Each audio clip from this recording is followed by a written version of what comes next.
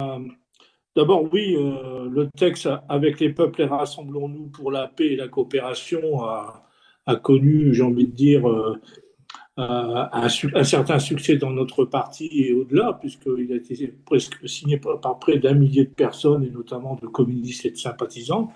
C'est pas rien dans la situation dans laquelle on est. Et il me semble que dans le contexte dans lequel on est, on voit des évolutions majeures, hein, pour pas dire des tournants à l'échelle planétaire.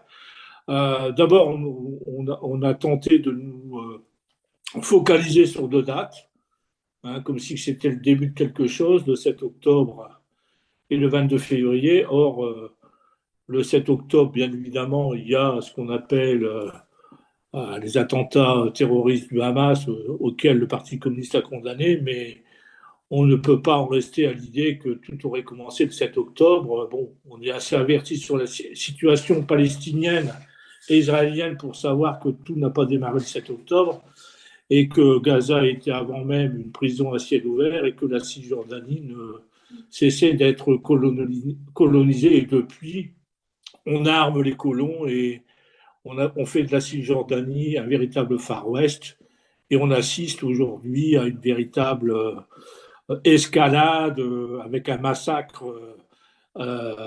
teinté d'épuration ethnique. Et puis, je sais bien qu'il y a débat là-dessus, mais on assiste probablement et sans doute à un génocide.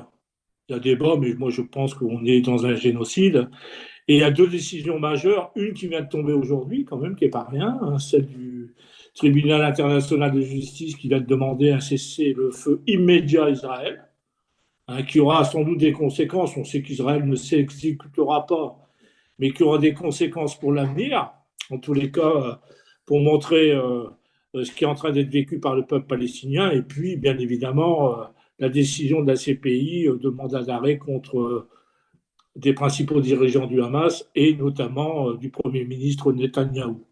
Hein, donc, une situation qui est en train d'être difficile pour Israël, qui est de plus en plus isolé, contrairement à ce qu'on nous dit, et de plus en plus de pays qui sont en train de reconnaître la Palestine, l'Espagne, la Norvège, etc. Et à nous, j'ai envie de dire, de nous battre pour faire en sorte que notre pays fasse en sorte que la bascule de toute l'Union européenne pour faire en sorte que l'État palestinien soit reconnu. Et puis il y a l'autre date, hein, qui là est un peu plus, comment dire, laissé à penser que tout a démarré le 22 février 2022 et qu'il n'y avait pas de guerre auparavant, alors qu'on sait très bien, en tous les cas, que depuis 2014, il y avait une guerre et que depuis un certain nombre d'années, suite à la non-application des accords de Minsk, notamment par la révélation du président de la République, François Hollande et Angela Merkel, qui n'avaient que pour but de gagner du temps pour faire la guerre. On assiste aujourd'hui à ce que nous vivons et avec ces théoriciens sanguinaires qui n'ont que pour propos de dire jusqu'au dernier Ukrainien, et alors que nous nous battons pour que cesse cette escalade, cette guerre, parce que c'est une boucherie, c'est 14-18, c'est les tranchées et tout ce qu'on on peut voir. Donc, je pense que notre appel au vu de l'actualité de ces dernières heures, est encore plus d'actualité. Pour ne pas être trop long, je rappelle quand même l'essentiel de ce qui est dit dans le texte, notamment par les intertitres. D'abord, le premier intertitre, il nous rappelle une chose essentielle, c'est que l'OTAN et l'UE nous emmènent à la guerre. J'ai envie de dire, pour paraphraser, que l'OTAN porte l'Union européenne comme la nuée porte l'orage. Parce que c'est ça, en réalité, qu'on est en train de vivre en Europe, c'est qu'on est sous domination de l'OTAN et que, voilà, on est en train de nous mener à la guerre. Nous payons déjà la guerre, hein, c'est un des intertitres aussi, oui, nous payons déjà la guerre et on est en train de faire payer la crise et cette guerre au peuple, notamment avec la crise agricole, mais pas seulement. Et puis il y a une autre chose que nous affirmons, c'est que dans notre combat du quotidien, il n'y a pas de jours heureux dans un monde en guerre. Je pense que c'est une question essentielle, d'où l'intérêt et l'importance de notre, comment dire, de notre texte. Voilà un peu moi ce que je voulais simplement rappeler et surtout saluer les initiateurs de ce texte. Hein. Je vais en citer quelques-uns parce on est une poignée au départ et après ça s'est fortement élargi et qui sont représentatifs de notre parti dans l'ensemble du pays. Je ne cite pas tout le monde parce que c'est impossible de citer tout le monde.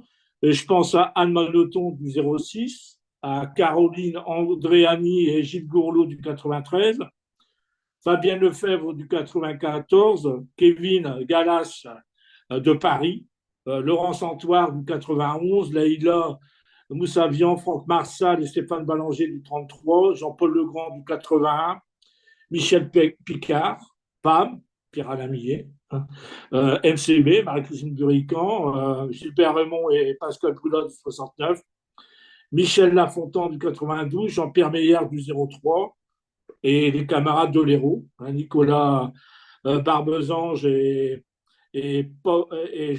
Jean-Pierre Meyer du 03, excusez-moi, et Nicolas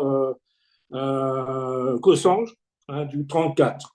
Et puis, bien évidemment, quelques camarades du Pas-de-Calais, dont Michel Carbonnier, Benoît Roger et Esteban Hébrard. Voilà, pour ne pas être trop long, place au premier intervenant.